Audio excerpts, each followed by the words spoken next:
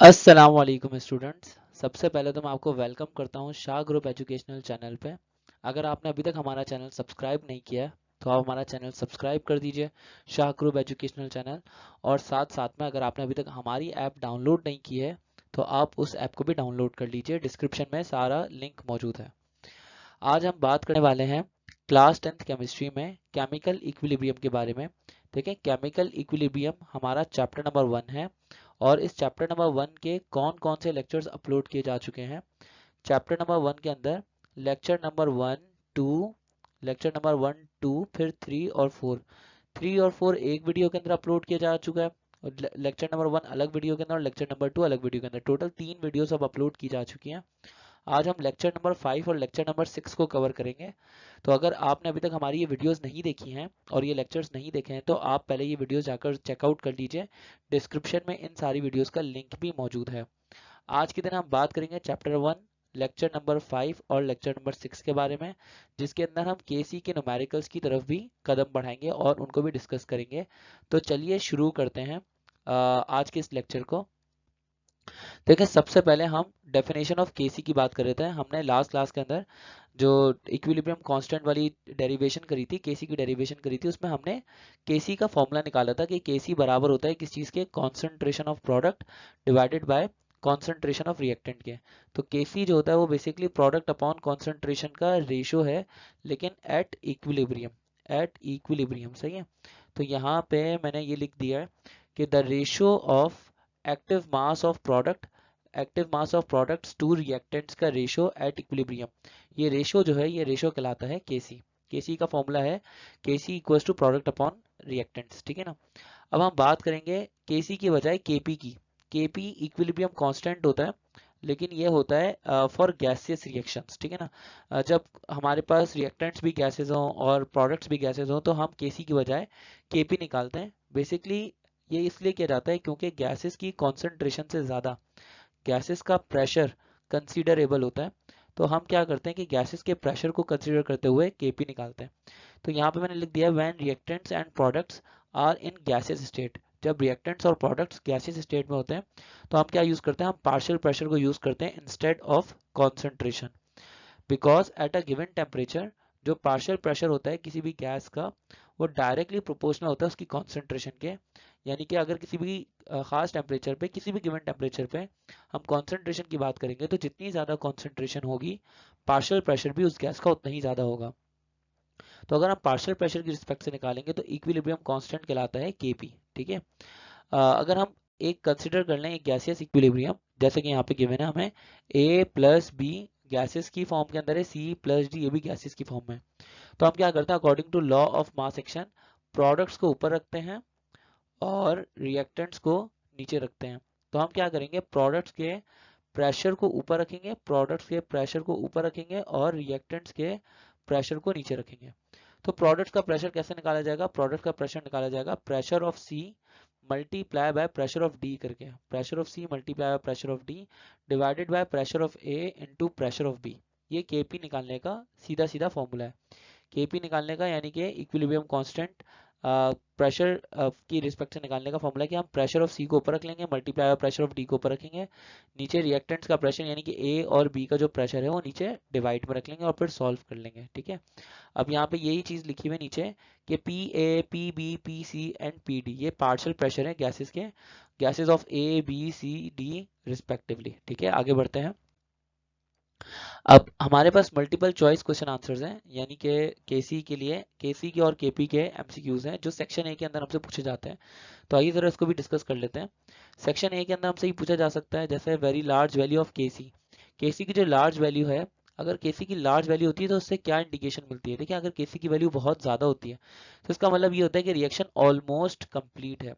केसी बहुत ज़्यादा हो, if KC is very large, KC की वैल्यू बहुत ज़्यादा है, तो इससे हमें क्या पता लगता है, इससे हमें यह पता लगता है कि रिएक्शन ऑलमोस्ट कंप्लीट है। Reaction is almost complete. Almost complete होने का मतलब यह है कि यहाँ पे हमें प्रोडक्ट ज़्यादा मिलेंगे, प्रोडक्ट्स ग्रेट, प्रोडक्ट्स तादाद में ज़्यादा होंगे रिएक्टेंट्स के मुकाबले में, ठीक है। और अगर हम बोलते हैं कि केसी की वैल्यू बहुत लो है, if KC is very low, अगर Kc की वैल्यू बहुत लो है तो इसका मतलब है कि रिएक्शन बहुत ही शुरू के अंदर है, अभी टेंड्स टू कंप्लीट, या रिएक्शन एक समझ लें इनकम्प्लीट की तरफ है, रिएक्शन अभी बिल्कुल ऑलमोस्ट इनकम्प्लीट है। तो मैं यहाँ पे लिखूंगा ऑलमोस्ट इनकम्प्लीट होगा जब Kc की वैल्यू बहुत कम हो। तो इसका मतलब ये होगा कि हमारे पास रिएक्टेंट्स की तादाद ज़्यादा होगी, और प्रोडक्ट्स की तादाद कम होगी। ठीक है, ये हमें Kc की वैल्यू से इंडिकेशन मिलती है।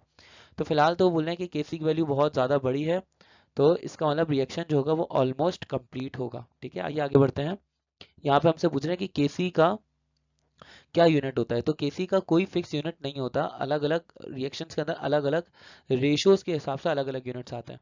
तो यहाँ पे हमारा Kc का कोई फिक्स यूनिट नहीं होता, ये ऑप्शन डी हमारा राइट आंसर होगा। आइए आगे बढ़ते हैं।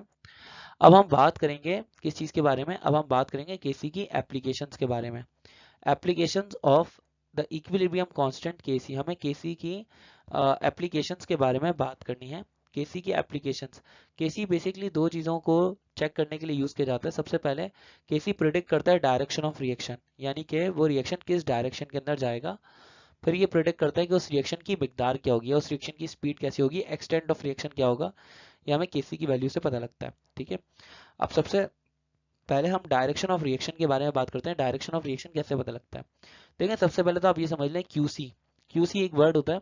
QC का मतलब है कि प्रोडक्ट्स और रिएक्टेंट्स की कॉन्सेंट्रेशन, प्रोडक्ट्स और रिएक्टेंट्स की concentration eight given stage, at any given stage, या हम इनिशियल स्टेज पे भी कह सकते हैं कि QC जो होता है वो प्रोडक्ट्स अपॉन रिएक्टेंट्स की कॉन्सेंट्रेशन का रेशियो है और इनिशियल स्टेज पे।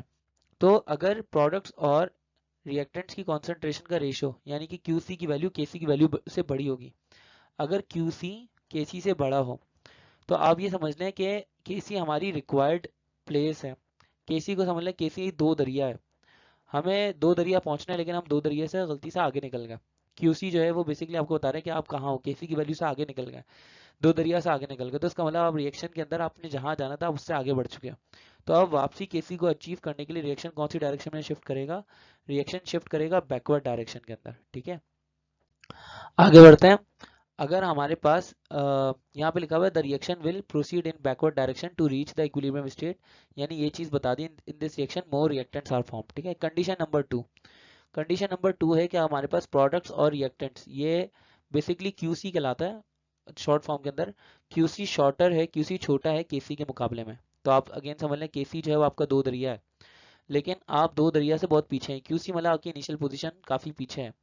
तो आपको कहाँ जाना पड़ेगा, आपको दो दरिया तक पहुंचने के लिए या किसी की वैल्यू को अचीव करने के लिए आपको आगे जाना पड़ेगा, फॉरवर्ड डायरेक्शन में जाना पड़ेगा। ठीक है, तो फॉरवर्ड डायरेक्शन में जाने के लिए यहाँ पे हम क्या करेंगे कि इस रिएक्शन के अंदर इस पर्टिकुलर कंडीशन में रिएक्शन फॉरवर्ड डायरेक्शन में जाएगा, यानी कि फॉरवर्ड डायरेक्शन में जाने का मतलब है कि मोर प्रोडक्ट्स आर फॉर्म्ड। ठीक है ना, यहाँ पे लिख देता हूँ more products are formed, forward direction में रिएक्शन होगा।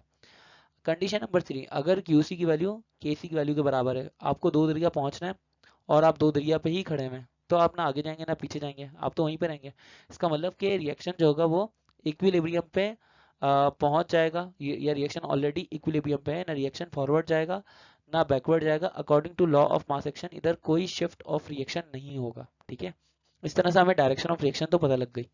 अब हम बात करते हैं एक्सटेंट ऑफ रिएक्शन के बारे में। देखिए हमारे पास तीन सिचुएशन है, अगर Kc की वैल्यू बहुत बड़ी हो, या Kc की वैल्यू बहुत छोटी हो, या Kc की वैल्यू मॉडरेट हो। सबसे पहले बात करते हैं फर्स्ट केस, Kc की वैल्यू जब बहुत बड़ी हो, तो Kc की वैल्यू बहुत बड़ी होने का मतलब यह है कि रिएक्शन फॉरवर्ड डायरेक्शन के अंदर होगा, रिएक्शन जो होगा वो फॉरवर्ड डायरेक्शन के अंदर होगा, और फॉरवर्ड डायरेक्शन के अंदर बहुत फास्ट स्पीड से होगा, फॉरवर्ड डायरेक्शन के अंदर होगा बहुत फास्ट स्पीड से, फॉरवर्ड डायरेक्शन के अंदर होगा। और यहाँ पे इसका मतलब कि ज़्यादा प्रोडक्ट्स फॉर्म होंगे, more products are formed, more products are formed. इसका मतलब ये हुआ आसान अल्फाज में कि रिएक्टेंट्स जो थे वो अनस्टेबल थे। मोर प्रोडक्ट्स आर फॉर्म्ड, इसका मतलब रिएक्टेंट्स वर अनस्टेबल, रिएक्टेंट जो थे वो अनस्टेबल थे। यहाँ पे यही चीज़ लिखी हुई है कि ओजोन जो है वो अनस्टेबल है, और ये किस चीज़ में कन्वर्ट हो रही है, प्रोडक्ट्स के अंदर, 3O2 के अंदर कन्वर्ट हो रही है, ऑक्सीजन क्या स्टेबल है। Kc की वैल्यू 55 है, इसका मतलब ये रिएक्शन बहुत तेजी से होगा और फास्ट फॉरवर्ड डायरेक्शन के अंदर होगा फास्ट स्पीड के साथ। तो ये लिखा हुआ है when Kc is very large it is predicted that the forward reaction is almost complete, के फॉरवर्ड रिएक्शन ऑलमोस्ट कंप्लीट हो जाएगा, यानी कि तेजी से कंप्लीट हो जाएगा और ज्यादा प्रोडक्ट्स बनेंगे। इसका मतलब जो रिएक्टेंट है वो अनस्टेबल है। ठीक है, आइए आगे बढ़ते हैं। सेकंड, अगर केसी की वैल्यू बहुत स्मॉल है, केसी वैल्यू बहुत छोटी है, केसी इज वेरी स्मॉल का मतलब ये है कि फॉरवर्ड रिएक्शन बहुत ही स्लो होगा, बैकवर्ड रिएक्शन बहुत फास्ट होगा। बैकवर्ड रिएक्शन जो होगा, बैकवर्ड रिएक्शन बहुत फास्ट होगा, बैकवर्ड रिएक्शन यहाँ पर फास्ट होगा, सही ना, और फॉरवर्ड रिएक्शन यहाँ पर स्लो होगा। फॉरवर्ड रिएक्शन यहाँ पर क्या होगा, फॉरवर्ड रिएक्शन यहाँ पर हो जाएगा स्लो, ठीक है। अच्छा, इसका मतलब यह होगा कि हमारे पास जो प्रोडक्ट्स हैं वो काफ़ी अनस्टेबल हैं, प्रोडक्ट्स अनस्टेबल हैं, प्रोडक्ट्स अनस्टेबल हैं, इसीलिए रिएक्शन जो है वो बैकवर्ड आने की ज़्यादा कोशिश कर रहा है। इसका मतलब रिएक्टेंट स्टेबल है, रिएक्टेंट स्टेबल है, इसका मतलब रिएक्टेंट ज़्यादा होंगे यहाँ पे और प्रोडक्ट्स की तादाद कम होगी इस पूरे पर्टिकुलर रिएक्शन में। जैसे कि अगर आप इस रिएक्शन में देखें 2HF लिखा हुआ आगे जाके कन्वर्ट हो रहा है H2 और फ्लोरीन गैस में, तो यहाँ पे Kc की वैल्यू है -13। तो केसी की वैल्यू बहुत छोटी है, तो इससे क्या पता लगता है, अगर केसी की वैल्यू बहुत स्मॉल हो इसका मतलब यह है कि आप प्रिडिक्ट करेंगे कि फॉरवर्ड रिएक्शन प्रोसीड होगा बहुत ही नेग्लेजिबल स्पीड के साथ, यानी कि बैकवर्ड रिएक्शन बहुत फास्ट होगा, फॉरवर्ड रिएक्शन बहुत स्लो होगा। इसका मतलब ये है कि हमारे पास प्रोडक्ट अनस्टेबल है, रिएक्टेंट स्टेबल है, ठीक है। अब केसी की वैल्यू अगर मॉडरेट हो, केसी की वैल्यू जब मॉडरेट होती है तो दोनों ही चीज़ें पॉसिबल हो सकती हैं, रिएक्शन जो है वो दोनों डायरेक्शन के अंदर प्रोसीड हो सकता है, फॉरवर्ड में भी और बैकवर्ड में भी, और इक्विलिब्रियम भी कहीं पर किसी भी डायरेक्शन के अंदर अटेन किया जा सकता है, फॉरवर्ड डायरेक्शन में भी और बैकवर्ड डायरेक्शन में भी। ये उस वक्त जब केसी की वैल्यू मॉडरेट हो, तो इसका मतलब ये है कि हमारे पास products and reactants both are stable in this case, both are stable in this case, ठीक है ना। अब यहाँ पे हमारे पास इक्वेशन है, जैसे नाइट्रोजन गैस और ऑक्सीजन गैस आपस में रिएक्ट कर रहे हैं और कन्वर्ट हो रहे हैं किस चीज़ में, 2NO2 में कन्वर्ट हो रहे हैं, तो हमारे पास नाइट्रिक ऑक्साइड भी, आप ये कह सकते हैं कि नाइट्रिक ऑक्साइड भी एक तरीके से स्टेबल है और नाइट्रोजन गैस और ऑक्सीजन गैस भी स्टेबल है, ठीक है। अब ये मैंने सब कुछ लिख दिया, अगर आपने नहीं लिखा है तो आप क्या कर सकते हैं, वीडियो को पीछे बैकवर्ड डायरेक्शन में ले आके खुद भी आप केसी बन गए, सही है। तो आप वीडियो को बैकवर्ड डायरेक्शन में ले आके और रिवाइंड करके चेक कर सकते हैं मैंने क्या लिखा था, उसके बाद अपने पास नोट कर सकते हैं, ठीक है। आगे बढ़ते हैं। अभी हमारा ये एक एमसीक्यू है, इसके बाद हमारा ये लेक्चर एंड हो जाएगा। देखिए यहाँ पे बोलना है कि इस एमसीक्यू के अंदर equilibrium constant can be use to predict, equilibrium constant जो है केसी, बेसिकली ये यूज किया जा सकता है क्या चीज प्रिडिक्ट करने के लिए, केसी यूज किया जा सकता है to predict the direction of reaction, the extent of reaction और अफेक्ट ऑफ चेंजिंग कंडीशंस, के कंडीशंस कैसे चेंज हो रही हैं, तो यानी सब कुछ हम क्या नाम है प्रिडिक्ट करने के लिए यूज कर सकते हैं किसी को। तो all of the above is the right answer. हमारे साथ बने रहने का बहुत बहुत शुक्रिया और उम्मीद है कि आपको हमारी वीडियो पसंद आई है। अगर आपको हमारी वीडियो पसंद आई तो हमारा चैनल सब्सक्राइब करना ना भूलिएगा, Shah group educational channel. Thanks for watching. मैं आपसे मिलूंगा अब नेक्स्ट वीडियो के अंदर लेक्चर नंबर 7, 8, 9 और 10, चारों लेक्चर्स की एक साथ वीडियो बनाऊंगा इंशाल्लाह ताला। उस वीडियो के अंदर हम लोग न्यूमेरिकल्स को डिस्कस करेंगे। अल्लाह हाफिज़।